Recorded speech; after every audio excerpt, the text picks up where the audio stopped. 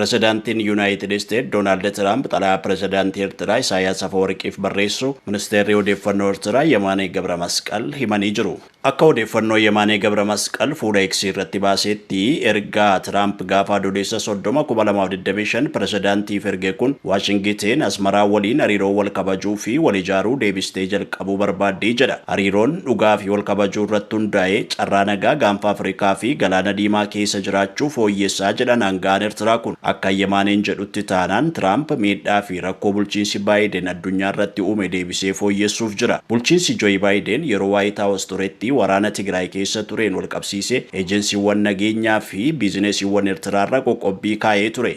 Qoqqobbiin kun ajajaa waliigalaa waraana Eertiraa Jeneraal Filiippee Walda Yohaannis dabalatee aangawoota irra kaa'ameera. Kun osoo kanaan jiru bulchiinsi Doonaald Tiraamp yaaddoo nageenya biyyaalessaa jechuun biyyoota biroo 11 dabalatee Eertiraa irraa dhorkaa viizaa guutuu ji'a darberraa kaasee hojiirra oole kaa'ee jira. Ajajji dhorkaa viizaa guutuu Tiraamp jalqaba adoolessaa beekse kun paaspoortii dabalatee fudhatamummaa sanadoota Eertiraa gaaffii keessa galcheera. Kana malees Tiraamp Eertiraan yeroo dheeraatiif lammiilee ishee Yuunaayitid Isteet irraa gara biyyaatti ari'aman fudhachuu didaa akka turte himate. Eertiraan garuu himannawwan Ameerikaan irratti dhiyeessitu fudhachuu diduun dhiibbaa fi qoqqobbiiwwan ishee irra ga'u qeeqxee jirti. Pirezidaantiin Isaayyaas gaaffii fi deebii televezyiinii Eertiraa waliin adoolessa 19 taasiseen biyyi isaa Yuunaayitid Isteet waliin michummaa horachuu ni barbaaddi jedhee ture. Pirezidaantii Isaayyaas Afeworqee gaaffii fi deebii kanarratti waa'ee Itoophiyaa fi gaanfa Afrikaas kaasee dubbatee jira. Mul'anni keenya walta'umsaa fi hariiroo cimaa uumuu ture kan jedhan Pirezidaantii Isaayyaas haa ta'u malee mootummaan Itoophiyaa afaaniin waraana labseera jechuudhaan himate. Ajandaa waraanaa isaaniif jedhanii kanaaf immoo deeggarsa Faransaay USAF fi United Arab Emirates akka qaban dubbatu. Kun garuu guutummaan guutuutti dhugaa miti jechuudhaan ture Pirezidaantii Isaayyaas kan dubbatee ture. Gaaffiif deebii sa'aatii 2 ture kana waa'ee gaaffii ulaa galaanaa Itoophiyaa siyaasa idil-addunyaa bara bulchiinsa duraa Pirezidaantii Tiraamp hariiroon Eertiraa fi USA fooyya'uu dhimma biyyoota ollaa kanaan wal qabatan kaa'anii jiru. United States waliin hariiroo gaarii akka hin qabaannee fi qaamni hojjetu jira kan jedhan Isaayyaas akkas ta'es bulchiinsi Tiraamp waliin hariiroo deebifachuuf akka hojjetamu akeekee jira. Carraaqqiin jalqaba biyyoota lamaan gidduutti walitti dhufeenya sirreeffachuuf taasifamu hin milkaa'in akka hafe kan kaase pirezidaantichi ammas itti fufamee akka hojjetamu dubbatee ture. Jalqaba akkuma dhufee aangoo qabateen imaammatawwan jiran ni sirreeffamu jennee yaadnee turre, haa ta'u malee hin sirreeffamne. USA fi Eertiraan hariiroo tolfachuuf yaaluun kun kan dhufe yeroo Asmaraa fi Finfinnee gidduutti muddamni dhaga'amaa jiruttidha. Torban tokko dura ministeerri dhimma alaa United States Marco Rubio bilbilaan ministeera muummee Itoophiyaa Dr. Abiy Ahmed waliin waa'ee nagaaf tasgabbii naannoo gaanfa Afrikaa irratti mari'atanii jiru. Ministeerri dhimma alaa United States marii isaanii ministeera muummee waliin taasisan kanaan barbaachisummaa marii fi tasgabbii naannichaa hubachiisanii jiru. Akka ibsa ministeera dhimma alaa kanatti Rubioon haaromsa dinagdee Itoophiyaan taasifte kan dinqisiifatan yoo ta'u, daldalaa fi investimentii United States babal'isuuf carraa guddaa qaban kaasanii dubbatanii ture. Gabaasni kan BBC'ti. Bidiruun Xaanaanesh lama magaalaa Baahir Daar geesse. Xaanaanesh lama Jibuutii buufata Dooraalee irraa kan kaate bitootessa 30 bara 2017 ture. Joormaa fi imala baatii 3 boodas bakka buufata ishee Baahir Daariin geessee jirti. Bidiruun Xaanaanesh lama daandiiwwan imalaaf rakkisoo keessa darbuudhaan magaalota keessa qaxxaamurte hundattis sirni simannaa yeroo taasifamuuf mul'achaa turte. Xaanaanesh meetirik toonii 150 ulfaatti. Dheerinni bidiruu kana meetira 38 dha. Namoota 188 fe'uu akka dandeessus ibsamee jira.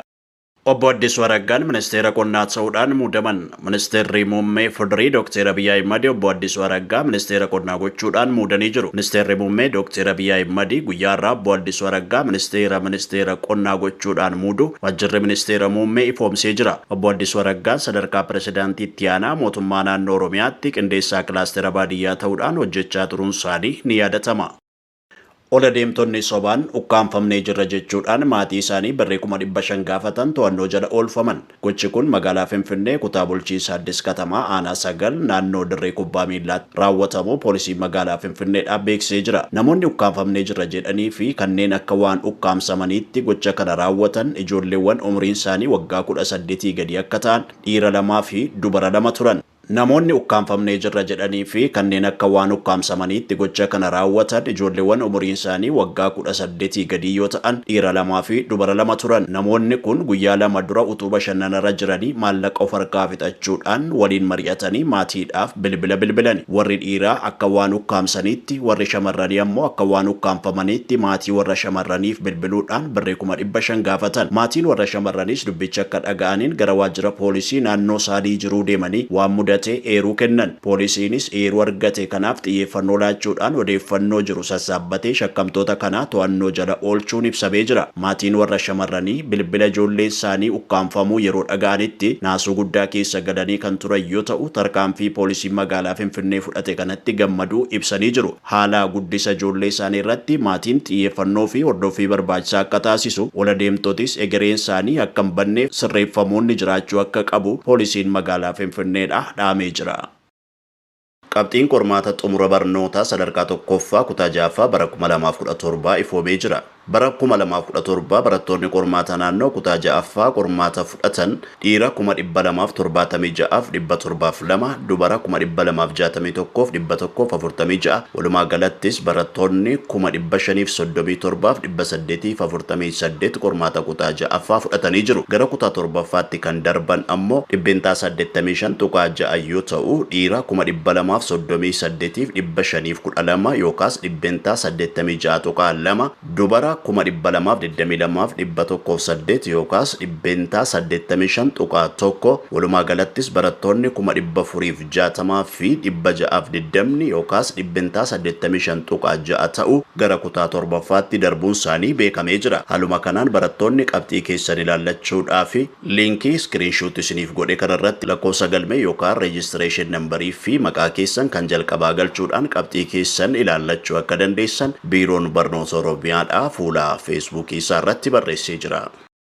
Sirni awwaalcha obbo Daawid Muummee raawwatee jira. Tiyaanaan Komishinera Komishinii Turizimii Oromiyaa kan turan obbo Daawid Muummee balaa konkolaataa isaa mudateen guyyaa kaleessaa lubbuun isaanii darbuun ni yaadatama. Obbo Daawid Muummee godina Arsii aanaa Gololchaatti bara 1965tti dhalatan. Obbo Daawid Muummee iddoo dhaloota isaaniitti hawaasni wallaalummaarraa haba'uu dhaadannoo jedhu qabachuudhaan kaka'umsa ofii isaaniitiin gabatee gurraacha 2 bitachuudhaan mana barumsaa Kiyyaa Guuraa keessatti bakka Odaa jalatti hawaasa isaanii barsiisaa turan. Obbo Daawid Muummee damee hojii miidiyaa fi kominikeeshinii irratti nama kennaa addaa fi ga'umsa qaban turan. Obbo Daawid Muummee waggaa 23 dura magaalaa Calanqootti gaafa barataa turan maamila dhaggeeffataa fi hirmaataa raadiyoo Hararii fi Faanaa turan. Sagalee isaa Daawid Muummee Calanqoorraa jedhuun sammuu dhaggeeffattootaa keessatti yaadannoo hapheeffame qaba ture. Obbo Daawid Muummee bara jireenya isaaniitti barsiisaa yuunivarsiitii, kantiibaa magaalaa Ciroo, itti gaafatamaa waajjira aadaa fi turizimii godina Harargee Lixaa fi qindeessaa baandii Odaa Bultuum, itti gaafatamaa waajjira kominikeeshinii godina Harargee Lixaa, Daayirikteera olaanaa abbaa taayitaa bineensotaa fi eegumsa naannoo Oromiyaa ta'uudhaan tajaajilanii jiru. Yeroo dhiyoo asitti itti aanaa biiroo kominikeeshinii Oromiyaa, itti aanaa komishinera komishinii turizimii Oromiyaa fi itti gaafatamaa damee ikkoo turizimii ta'uudhaan quuqamaa fi amanamummaa olaanaan uummata isaanii tajaajilaa turan. Obbo Daawid Muummeen balaa konkolaataa isaan mudateen umurii isaanii 52tti addunyaa kanarraatii du'aan boqotanii jiru. Obbo Daawid Muummeen abbaa ijoollee 4 turan. Sirni awwaalcha isaanii bakka hooggantoonni olaanoo mootummaa naannoo Oromiyaa fi federaalaa argamanitti guyyaa har'aa raawwachuu biiroon aadaa fi turizimii Oromiyaa ibsee jira.